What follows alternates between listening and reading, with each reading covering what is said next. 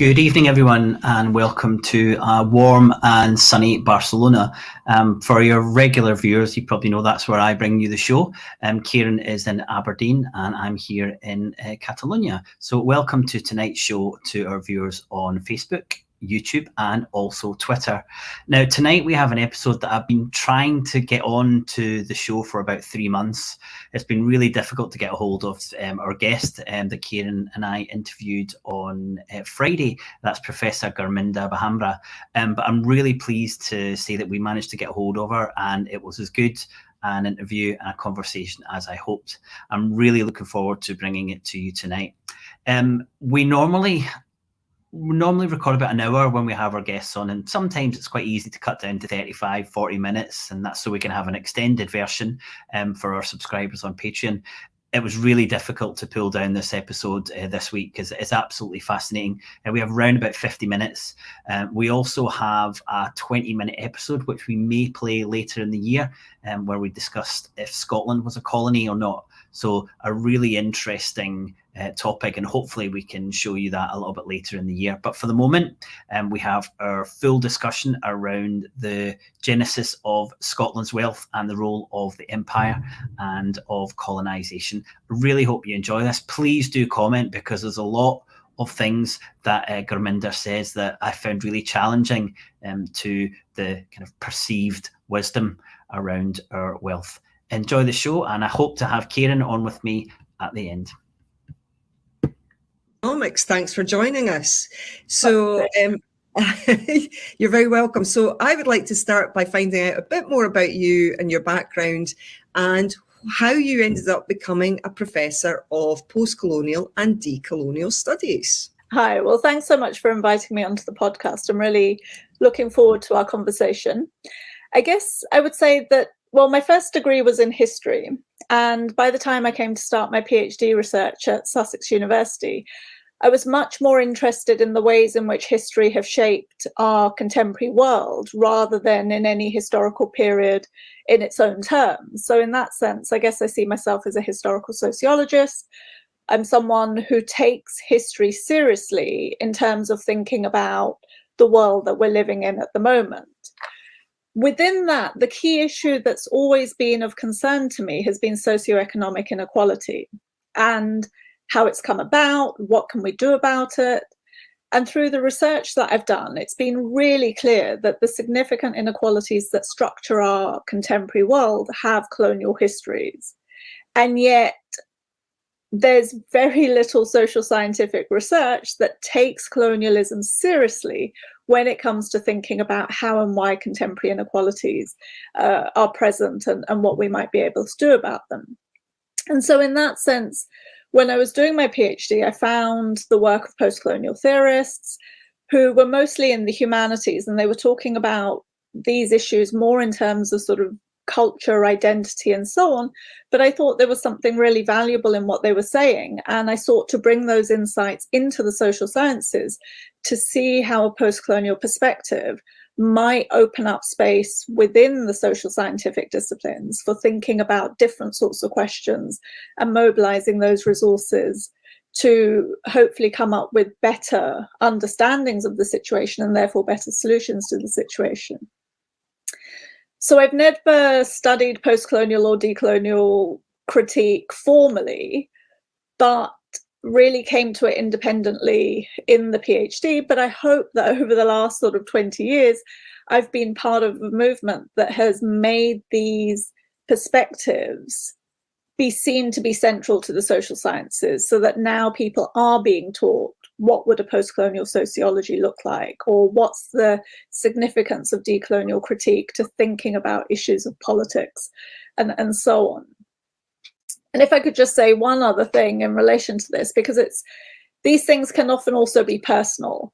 And when about, 6 years ago now, we were having all the debates about whether Britain should leave the European Union. And one of the big things that was being talked about was this idea of we had to reclaim our national sovereignty. We had to sort of, and that brought up questions of who was British and how Britishness was being defined.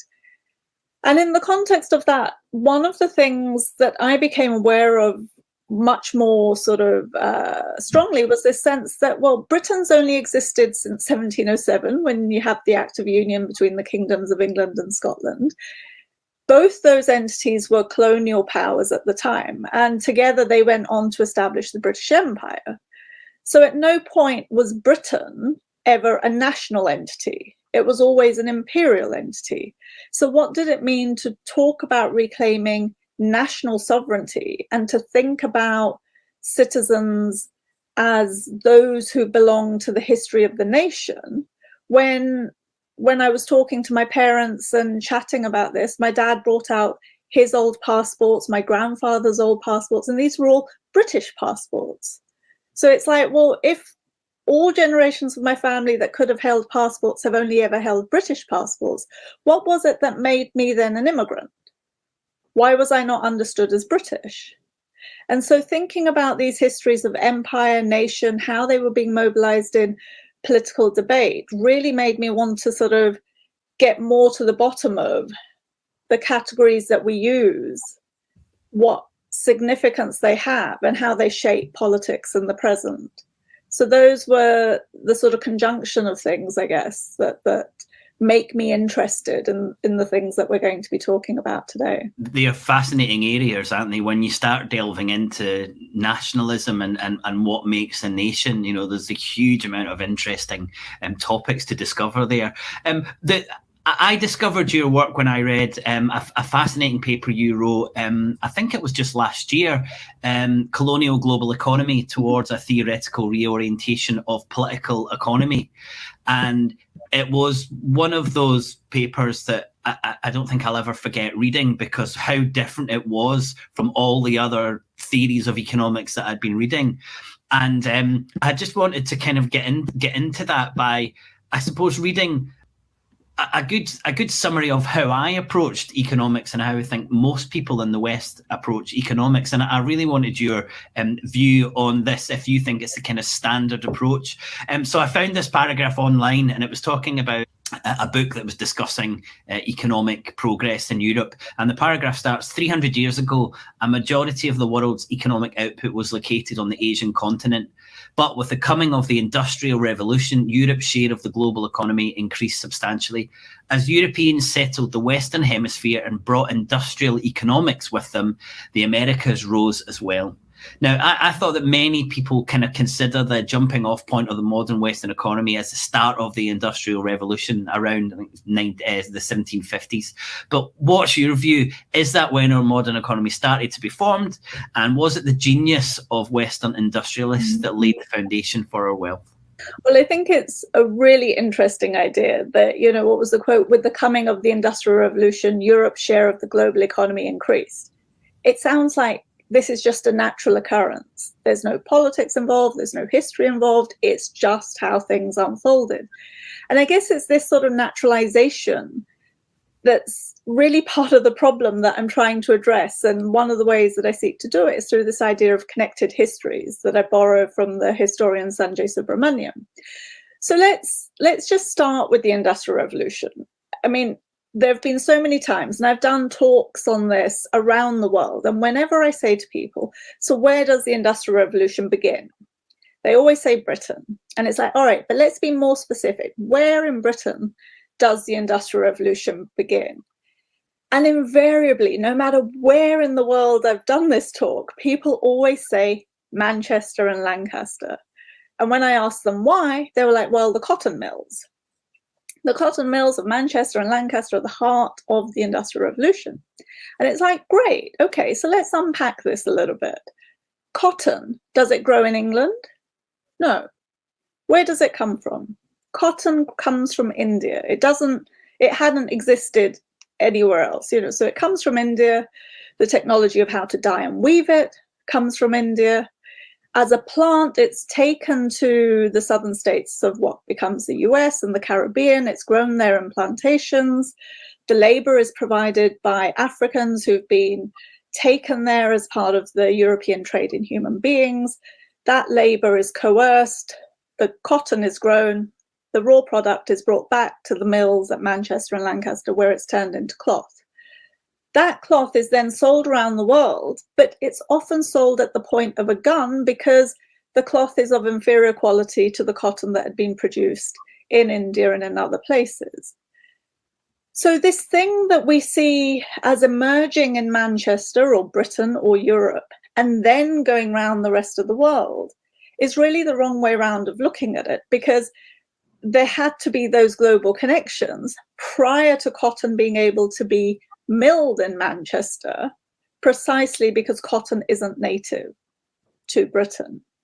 So it was the colonial relations that underpin the possibility of the Industrial Revolution. And so it's not the Industrial Revolution that facilitates capitalism, it's colonialism that enables industrialism that facilitates capitalism. And if we put colonialism in, one of the things that we see is that colonialism is not a byproduct of capitalism. It's not a contingency associated with capitalism, but it's actually fundamental to the very forms of economic exploitation that we understand as capitalism. But our failure to recognize colonialism as central to it means that we see capitalism as an economic system without recognizing the politics that was necessary for its emergence and its establishing. So in this way, I think if we were to take these broader histories seriously, then it would enable us to think differently about the significance that we attach to particular events and their outcomes. And we would begin to understand that it's never about genius. It's always about structures. Yeah, that's a really important point with that idea of connections and how this was able to spread at the point of a gun rather than the wonders and the benefits of these products that were being created during the Industrial Revolution. I kind of wanted to break that down because, you know, looking at the role of imperialism in creating the modern Western economy, it's so much more than the use of slave labor, which was, you know, initially for extraction and then for agriculture and a link to cotton, as you've said. Could you kind of explain how the business of empire controlled not only the supply, but also the demand across the globe, and how that was driven to benefit the domestic production in Great Britain and the other European countries? So I absolutely agree. I mean, I think that colonialism is definitely much more than the use of coerced labor. And we can trace its history, I think, to the setting up of joint stock companies in the early 17th century. So these were companies where private investors would pool their money to then pool the risk and also limit that risk in the adventures of going and doing trade around parts of the world that had yet not been navigated and sort of, you know, those relationships having been established. So these joint stock companies were initially set up to explore opportunities for trade, for commerce, and so on, but they very quickly became involved in processes of colonization. So if we think of, say, the Virginia Company, it was set up in 1606, it got its royal charter, and by 1607, it had established Jamestown, a settlement on the eastern seaboard of what we now know as the United States, and over the next sort of decades had colonized, dispossessed indigenous peoples of their land, colonized that territory, and sort of both involved themselves in things like the fur trade, but then also took it over and so on. And so you see the ways in which these companies very quickly become not just about trade, but also about settlement. The East India Company, which at that time was the English East India Company, was also set up around the similar sort of time, 1600, and it had the monopoly of trade to the east. And so this is the other thing, because I noticed you had sort of highlighted this tweet that Liz Truss had done recently, saying about how, you know, free trade had made Britain and wasn't this amazing, and we had to sort of promote the values of free trade.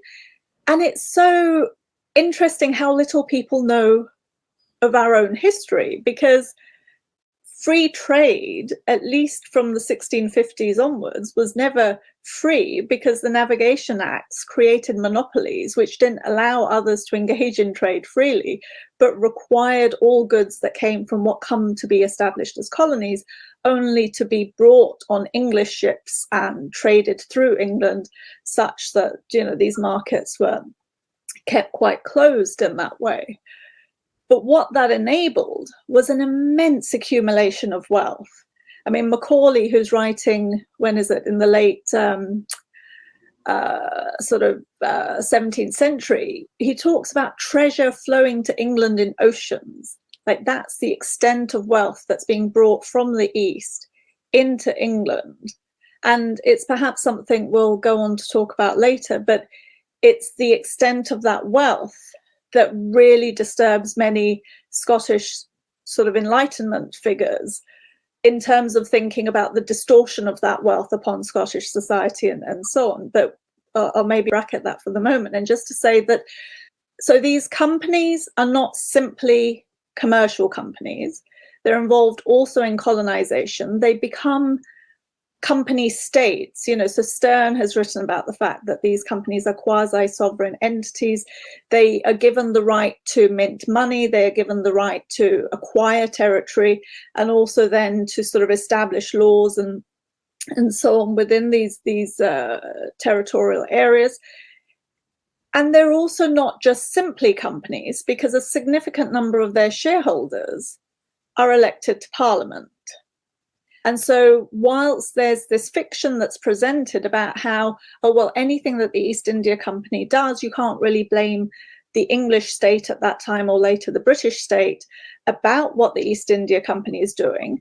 It's like, yes, but the majority of shareholders are elected as MPs, who are then making the decisions that allow and enable the East India Company to do what it does. So there is no clear division here between the economics of the company and the politics of the state. They're absolutely intertwined. Gurminder, just to add a little bit of modern context to that, I think the figure's around about 90% of FTSE 100 companies have an elected member of Parliament on the board. And if you look at other countries, the average is around 10%. That relationship is still being maintained between businesses, the largest businesses, and the members of Parliament. And I find that fascinating, that it's got such a long history. Absolutely. And I think it points to the fact that I don't think we've actually ever really moved on from that history, but we've understood ourselves no longer to live in a colonial period. But we fail to see how many of the processes and structures that were central to the colonial period do actually remain, albeit perhaps more less prominently understood and so on. And that if we want to understand the present, we have to understand that past, because its legacies continue to configure our present relations. That's really interesting that you say that these companies were able to mint their own currencies as well. So they became currency issuers.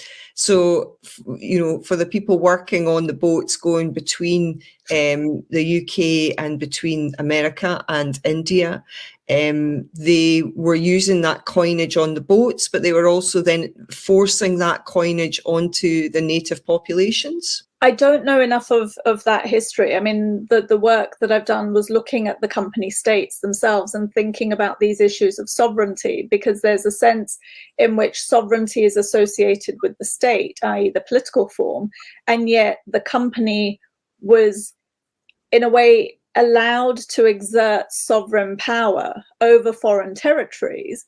But the extent to which it did over foreign territories then also brought up questions about how that company was going to relate to its mother nation, as it were, and the sort of conflicts that then emerged between company shareholders and the state and the crown, particularly as the company began acquiring greater power and greater resources. So at the beginning of this sort of history of company states, what you have is the crown providing both the resource and then the military might to enable the company to establish itself, say, for example, in India. But after the Battle of Plassey, which is in 1757, the East India Company gains the right to collect taxes in Bengal, Orissa, and Bihar.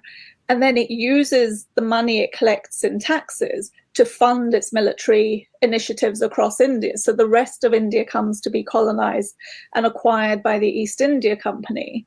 I mean, not the whole of it, but the territory that it does, through the taxes that it's levied on the colonized population. So it no longer needs crown support in that way, and in fact provides a private mercenary army to further the political aims of the state.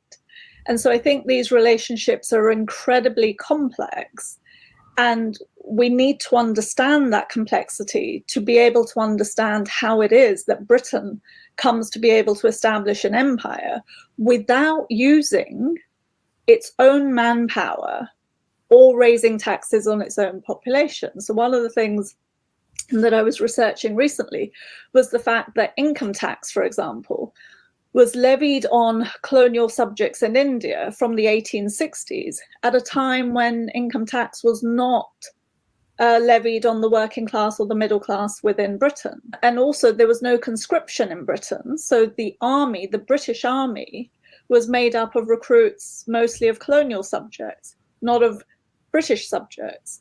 And by not levying tax on the British population and not requiring them to fight in the British army, meant that or it could be said that what that created was a culture of deference nationally, and a culture where philanthropy and charity were the modes through which poverty and inequality were being addressed.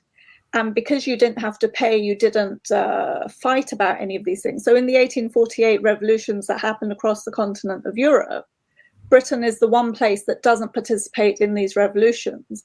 And what people have argued, Martin Daunton, Miles Taylor and others, is that the lack of taxation and the lack of conscription meant that the working class in Britain was much more acquiescent to the demands of its ruling class and didn't resist, because in a way there was nothing to resist. They were not paying tax, they were not being conscripted. All of that was outsourced to empire. So Britain establishes its empire by using the resources, both the labour and the labourers of empire, rather than the nation. And that split is something that, for me, comes to be really significant in debates around sort of welfare and entitlement in the present. Mm-hmm. So, you know, again, in the debates around leaving the European Union and so on, there was all this stuff about, well, welfare in Britain should be for the British because they've paid for it. And it's like, well, if you actually look at the history, colonial subjects in India were paying income tax when the working class and middle class in Britain weren't. You know, they didn't have to pay income tax until after the First World War. So if we're talking about whose ancestors have contributed to the wealth of Britain, it's much more likely that mine from India have done, rather than those who trace their history simply to the nation in Britain, because of these practices of empire. And yet we don't talk about this. I also wanted to mention the role of the empire in feeding the UK, and we were able to have a higher percentage of our population in manufacturing rather than agriculture because of the huge amount of calories that were coming in from outside the United Kingdom. And that just basically allowed us to have a more productive workforce making things rather than growing things. And again, I don't think there's an awareness of how significant that was in boosting our economy compared to other countries. Are there any other kind of examples, economic examples, of what the benefit to the United Kingdom was from the role of empire and what was taken from the colonies? I mean, I think that, so I've just in the process of doing the proofs of an edited volume with my colleague Julia McClure on imperial inequalities. And within that, there's a chapter by a colleague at the University of Glasgow, actually, Andrew McKilloch, who's looking at the role of sort of philanthropy and charity in Scotland in the early modern period. And looking at the fact that, you know, so And this was, I just find this sort of fascinating because, again, these are histories that are not central to how we think about who we are in the present. So the debates around the Kingdom of Scotland joining with the Kingdom of England in the 1700s are preceded by famines in Scotland, which I had been unaware of, how those famines lead to mass migration of Scots first to Ireland and then subsequently to the Americas and so on, and also the loss of the Scottish colony, the Darien colony, which had huge financial implications because there was quite a significant cost to Scotland of that loss, and how all of those sorts of things, if you like, softened up the relevant population for joining in to a union with England. But it becomes a union that's not straightforwardly a union of equals, but is a union where one part is subordinate to what comes to be the broader hegemonic state.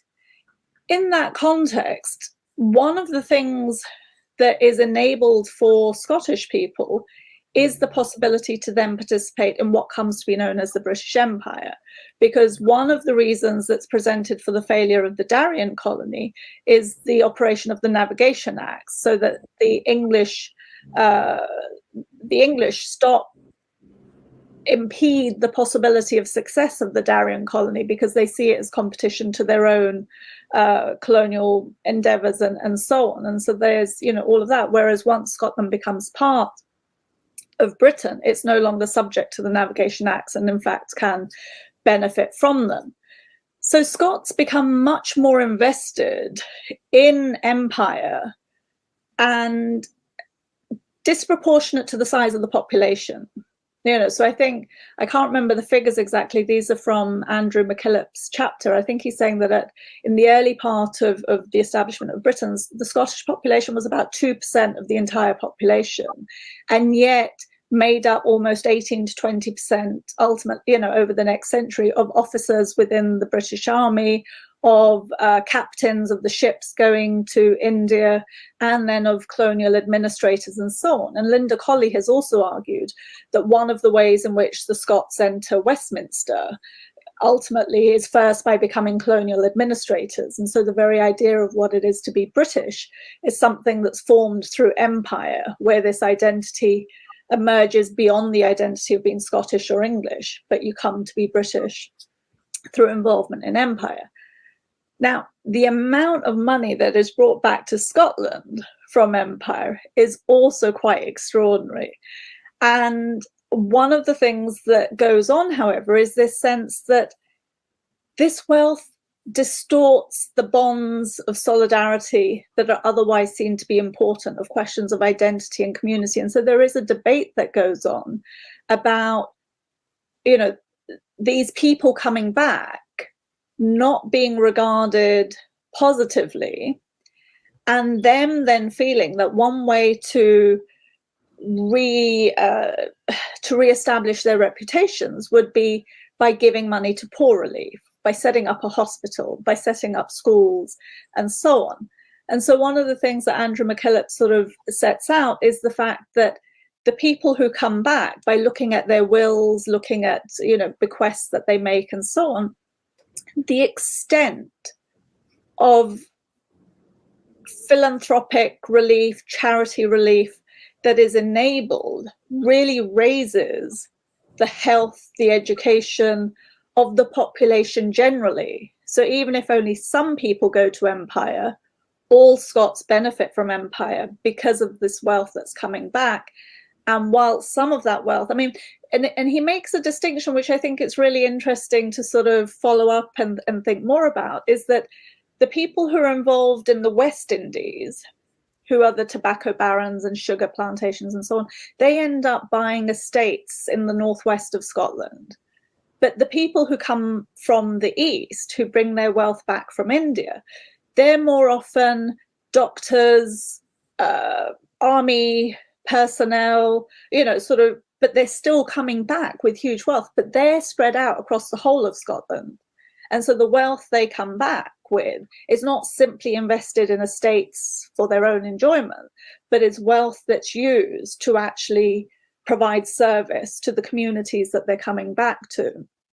And so I think in that sense, we really have no real understanding of the extent to which welfare within Britain is philanthropic, and that philanthropy is only enabled through the extraction of the labour, taxes, resources of the colonial context. That's what enables the British state to not invest in welfare in its own terms. So up until the early 20th century, much more money is dispersed to the poor within Britain through philanthropy than through state welfare.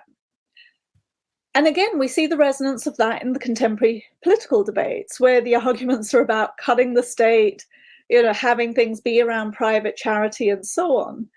And I just think we need to know about that history much more to be able to have a better understanding of these arguments and to think of different ways through the very sort of significant problems that we're facing. First of all, you're talking about the way the money was distributed differently in Scotland than England because of the way it came back and via, a different type of colonisation as well. First of all, with countries like Germany, how were they being so successful in comparison to the UK? Was the UK then going out, colonising, bringing the money back? But when it brought the money back, it was very much colonised by the wealthy, certainly in England, perhaps less so in Scotland. The other thing that you touched on as well was the bringing back of food from the colonies as well. And what I've also read is that, sugar was for the industrialists, this was rocket fuel for them, because literally when you were a factory owner, you could fuel people very, very well with sugar. But of course, it has no nutritional value, but it gives energy. So it's literally like oil or coal is for us today. It was forcing the workers. They could work well, but they wouldn't last for very long because obviously nutritionally it wasn't really helping them. And the other thing that you touched upon was the size of the Scottish population. Now, I found from a historian that we were 20% of the UK population in 1707. And what I've recently heard from one of our politicians is actually we remained about 20% until the early 1800s. We're now 8.7%, I think, and we're forecast to become just over 7% in 10 years if things don't change in our demographics. So all of these things have massively affected Scotland and the whole of the UK as well. I have done a little bit of work in relation to sort of issues of welfare. And one of the things that, and again, it needs more work, is this sense that many continental European countries use much more of their tax base to fund welfare.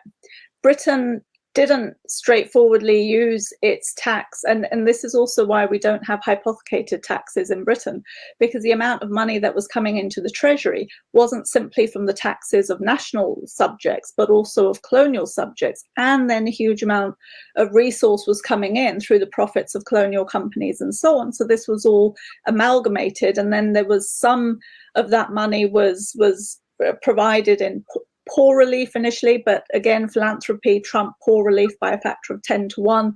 People are saying in the early or the late 19th century, early 20th century. And then even at the point of the establishment of the welfare state here in Britain, what we see is that Britain doesn't actually have the money to be able to fund this. And so one of the things that it does, and this is what Britain has always done, was turn to empire for the resource to be able to then establish social reconstruction at home and then the establishment of the welfare state.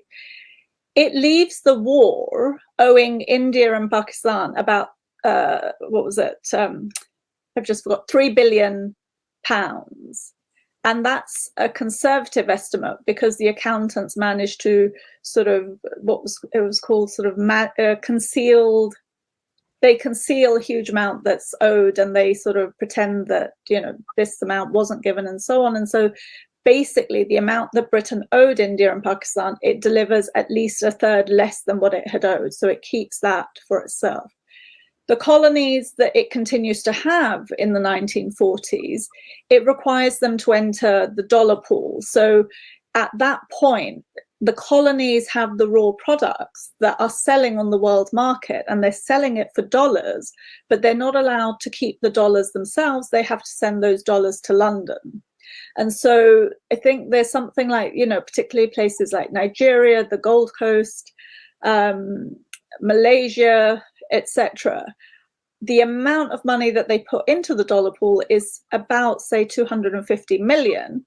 And then Britain establishes the Colonial Development and Welfare Assistance Acts, by which it disperses 20 million. So if those colonies had been allowed to keep the money that they were earning, they would have had no need for aid and development, because they would have had 10 times the amount of money to be able to develop at a time when that would have made a real difference. So this is also another way in which Britain sort of appropriates the money of its colonies for its own reconstruction. and so on. And that's something that doesn't happen in the same way in other European countries, because they don't have colonies to the extent that Britain does, and they don't have those modes of extraction similarly. And so they have to use more of their own taxes to fund welfare, which also makes welfare something that's directly connected to the people in a way that I don't think it's ever been properly understood in Britain. In terms of food, you have a similar sort of thing being set up also after, when we're in the process of moving from Empire to Commonwealth, this idea of Commonwealth preferences. So food is grown cheaply in Empire, it's imported into Britain, and one of the ways of maintaining low wages in Britain is to have food that's cheap. And so you don't agitate for higher wages because you don't have a cost of living crisis, because you're managing that through the cheapness of imperial goods that are being brought in. And you're absolutely right about sugar and the fuel, sugar and tea, because the way you sort of imbibe the sugar is through tea. And the whole history, it was it Stuart Hall who sort of says that you sort of drink a cup of tea in a china cup, and the porcelain comes from China, the tea from India, and the sugar from the West Indies. And so in the very quintessentially British act of drinking a cup of tea, you're actually embodying empire in that process, and yet we don't think of it that way. And you said how the wealth was dispersed seemed very different. And in Europe, it looked like it went to kind of municipal capitals, whereas in the UK, it looked like it went into the fenced-off tree line, behind the tree line stately homes. Was that a difference, Gurminder? Well, it's difficult because some of that wealth goes into establishing every cultural institution that we have. So, the British Museum, the galleries, the stately homes, and some of these things that are now open to the public were absolutely established as private entities, so you have this wealth coming in, and what it's doing is elevating the status of private individuals. Some of it might be funneled into public libraries or art galleries. Much of it is given to Oxford and Cambridge colleges. You make these donations to then secure your children's entry in, and, the quid pro quo of those sorts of relationships and so on. And some of it goes into charity, but it creates like I was saying, I think it creates a culture of deference and acquiescence rather than a sense of equality and citizenship. But all the honors that we have, the hierarchies, the state, all of that is tied into these things. So it's no accident that the honors are Order of the British Empire, etc., because that's what it's all linked to. Give people something symbolically or a handout, and then perhaps they won't argue for their rights as full citizens and so on. So I think that colonial history still very much structures how we understand ourselves as citizens within Britain, which is quite distinct to how people understand themselves as citizens, say, in Sweden or Germany, where I feel that there's much more of a sense of being part of the state and being entitled to ask for things when things don't go right, because you've paid the taxes that have built this stuff, and you're not going to let the public library close because it was your taxes that funded that public library, not a bequest by some lord or lady in the past, and so you don't have that same connection with it, and so on. So I think these things, I'm only giving this in broad brushstrokes, but these are the things that I think we really need to be thinking much more about. And I think there is a difference between Scotland and England on this. And one of the things, in the period of the referendum for independence, one of the things that was quite remarkable watching it from England was the extent to which there was a sense of a really vibrant civil society that was talking about these issues, that was engaged in these issues, that was thinking about what it would mean, how it would work, how you would do this stuff, and so on. And that was powerful because, the act of devolution has given powers to Scotland and increasingly to Wales and so on, and has generated a sense of civicness, whereas in England, what has happened is increased centralization. So local authorities' powers have been diminished, the idea of local, parishes, etc. All of that is withering away. So in England, we've become increasingly centralized at the same time as Scotland is increasingly devolved, and devolved in a way that actually seems to devolve power and decision-making and discussions more broadly across the nation than it is in England. Now, the other thing we wanted to ask you is, can you explain how you think that colonialism has morphed into post-colonialism and what these two terms mean for you? I mean, for me, post-colonialism is, if you like, a theoretical provocation to think about colonialism. So I don't think that there's necessarily any empirical substance to the term post-colonialism, because I don't think we are post-colonialism. I think that yes, I use the term really as a prompt to stress the need to always think about colonialism and what it is that we're talking about. That's how I do use the term, not to describe anything or think that somehow we're after colonialism. I wondered if you had any thoughts on this idea of the colonialism of the atmosphere and how that is impacting the world as we, consider this idea that we're kind of post-colonialism, which you have just completely debunked there. And I think that's an example of how this is still happening. I mean, just to the extent that I think that climate change has to be understood in the context of the history of colonialism as well, because again, there's a strong sense that the levels of pollution, etc., are tied to industrialization, and industrialization is seen as capitalism. But the extent to which we understand climate change in a capitalist logic, one of the prompts to that would be, oh, well, then we can have market solutions to climate change, carbon trading and so on. But then the other argument is often, and what we need is a sort of eco-socialism that provides, that addresses that. But neither of those really get to grips with the fact that one of the things that causes these significant changes are the patterns of possession and dispossession of land. How does land figure into this, and the extraction of resources, and the way in which that extraction of resources is also linked to the increased pollution that goes on and so on. And if we look, I mean, Jason Hickel had a piece recently where he looked at the amount of carbon that all the nations had put into the atmosphere over the last 200 years. And if instead of using it as nations, you actually incorporated those countries that had been colonized into, say, the British category, as opposed to having Britain and India separately from the 1800s onwards, but only having India separately from 1947, then you would see that the significant amount of carbon that's been put into the atmosphere has been by former colonizing countries. And even if China and India today are huge polluters, and they are, and that also needs to be addressed, the colonization of the atmosphere through carbon pollution and so on is not something that's happened in the last year, the last 5 years, or even the last decade. It's happened since the last 200 years. And so in terms of dealing with it in the present, we have to have a frame that enables us to take that history into account to be able then to say, how do we address it? And this is not about finger pointing or about blame, but it's about a proper accounting for how have we created the world as it is currently, and what would we need to do that would be equitable?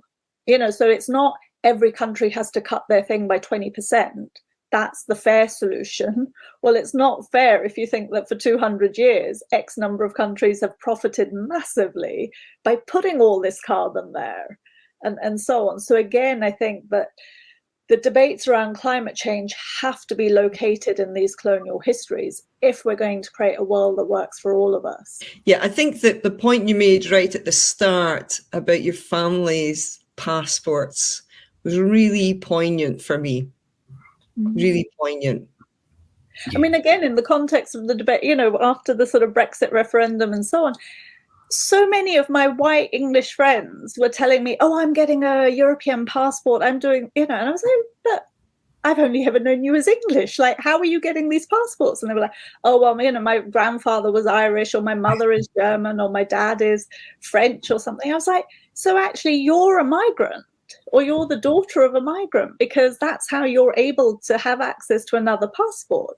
Whereas I grew up in this country, all generations of my family have held British passports, and yet I've never even thought of myself as a citizen until recently. I always thought I was a migrant because that's what people told me. Right, but I don't have access to another passport. What can we do to kind of support a more, a broader understanding of where our wealth came from and the role of empire and colonialism? What can we do as individuals, and what can we do as a state?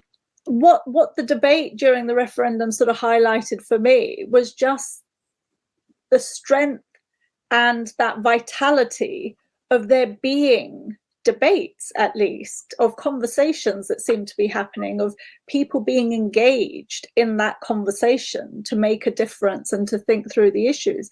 And I don't know what it would take for us to have a similar sort of conversation in England. I mean, we saw in Ireland around the sort of repeal of the Eighth and reproductive rights and so on, that generated a similar sort of, you know, local grassroots level conversation that brought people together and so on.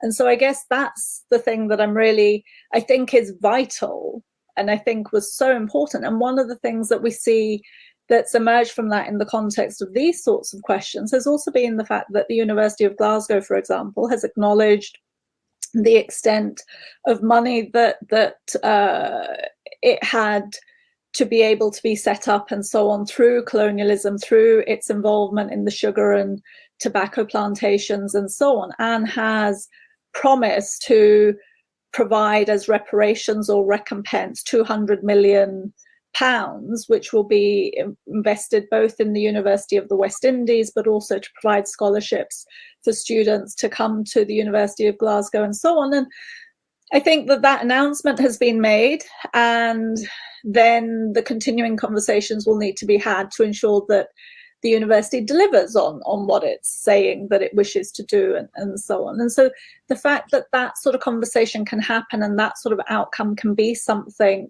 that occurs is, you know, the first step to beginning to address these sorts of issues. So I think that's positive. I don't think that should be the end of the conversation, but rather the beginning of it.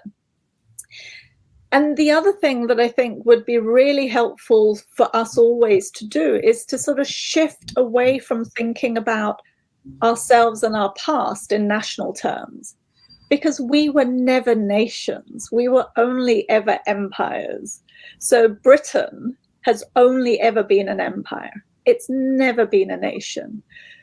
And our national wealth has been established through colonial endeavors, both of trade and commerce, but more significantly through extraction, exploitation, and the taxation of colonial subjects. You know, there was one piece I found that was written, the names just escape me, but it was on the general statistics of the British Empire. It was written in 1883 by one of the people involved in the Royal Statistical Society. And he was accounting for all the money that made up the wealth of the British state. And he basically said that the amount of money that the British state had at its disposal was 203 million in that particular year. 79 million was made up of the taxes and contributions by subjects in Britain. The rest came from India and the broader empire. So more than half of the money that was available to the government at Westminster for it to do with whatever it liked came from the wealth, the resources, and the taxes of empire. And these weren't taxes which were then going to be used to administer those territories, because there was a separate tax levied on colonial subjects for the administration that was happening within their own territories. This was money that was purely to be used for the benefit of the British state and the British population narrowly understood. If we don't understand that everything about who we are in Britain today has been enabled by colonial wealth, it's a distorted sense of who we are as Britain. And that doesn't enable good politics. Sure, you're watching the debates that are happening south of the border. As evidence of that. You. Yeah. So we need to have a proper accounting of our shared past and then figure out solutions of how we're going to live together in relation to that. And I think we can do it because, none of us alive today were responsible for what happened in the past, but all of us benefit from the outcomes of those processes. So we can ask ourselves, what is it that we need to do to both account for that history and be accountable to our sense of justice for how we think politics and the economy needs to be configured so that, again, we can all live well. Gurminder, that is such a fantastic way to end the conversation, in an upbeat mood. So thank you so much for joining us. It really has been one of the most fascinating discussions we've had on SCOTONOMICS. Thank you. Great, no, my pleasure. Thanks so much for this. Well, I really enjoyed it. Thank you so much.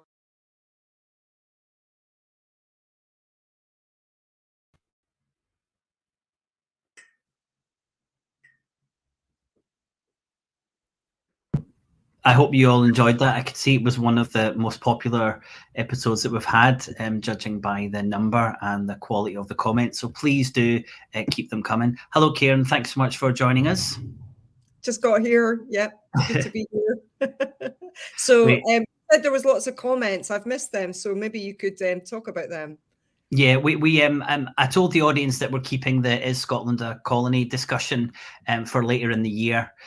So we had some comments towards the end of that.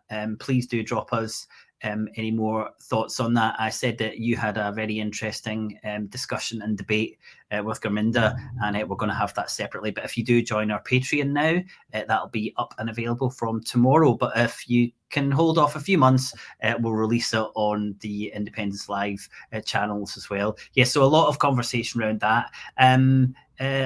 We also had comments about Glasgow University and their decision to start to look at paying back the benefits that the university had received from the gifts from Empire. So that was really interesting conversation as well. And a lot around the idea that not everyone in Scotland was gaining the benefits of Empire, certainly to the same extent as others were. And, I know you covered that with your discussions around Empire and the elite when we were speaking to Gurminder. So really, really good conversation and a full 50 minutes. As I said at the start, it was difficult to cut anything off that because we were just so fascinated by everything that she had to say. Have you had any thoughts now you've had a little bit of a chance to kind of digest everything that she was saying to us?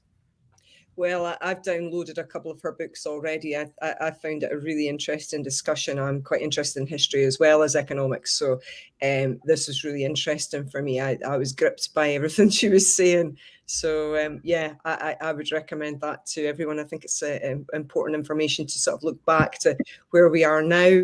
Yeah, I thought she was a fascinating guest.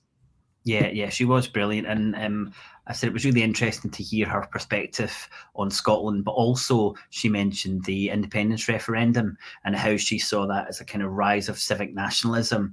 And as I said in the comments, they're always interesting to hear from people who don't have a dog in the fight. She's not on either side of the fence. She asked some challenging questions of Scottish independence to Kieran and I when we were off air, actually.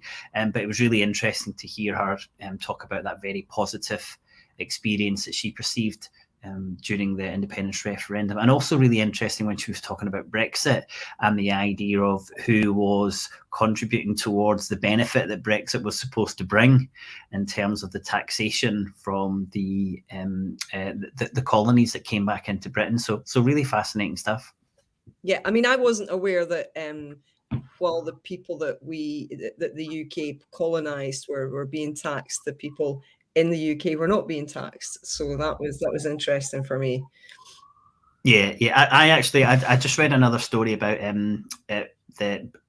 Britain and India in this, and that during the Second World War, Britain had been effectively borrowing, but had been taking all of the resources and promising to pay India. and they decided to pay India in sterling. So they had huge sterling balances, but they kept them in the Bank of England. And they didn't allow India to exchange sterling for any other currency. So they were saying to India, thanks very much for everything. We're giving you the money, but you can only now spend it on British goods.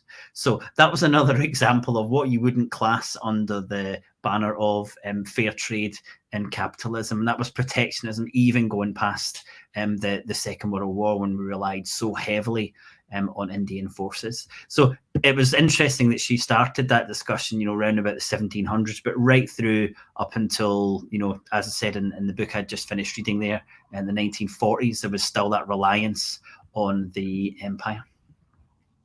Yeah, I thought it was also interesting the way the money came back to the UK, depending on the demographic of who was over in the colonies and how they were bringing the money back and how it was distributed. So that was interesting as well. Yeah, really interesting. I would love to do a live with Gurminder maybe next year, and we can answer all of your questions live, because Kieran and I sourced a few of those questions, but they were really kind of our questions to delve into to her fascinating brain, and it'd be great to be able to do that as a live one, I think. Well, we don't have any other live shows or recorded shows through August, but we will be back in September. So thank you very much for your support up until now. We are now a year doing SCOTONOMICS, and we're kind of getting close to our 50th episode. We've got 7 to go. So thank you very much for all your support. We really do appreciate it. And please do share and comment when the episode's over if you'd enjoy the show. Enjoy the rest of your summer, and we'll see you again in September. But please do keep in touch on Twitter and Facebook and on YouTube. Thanks so much. Bye for now. Bye-bye.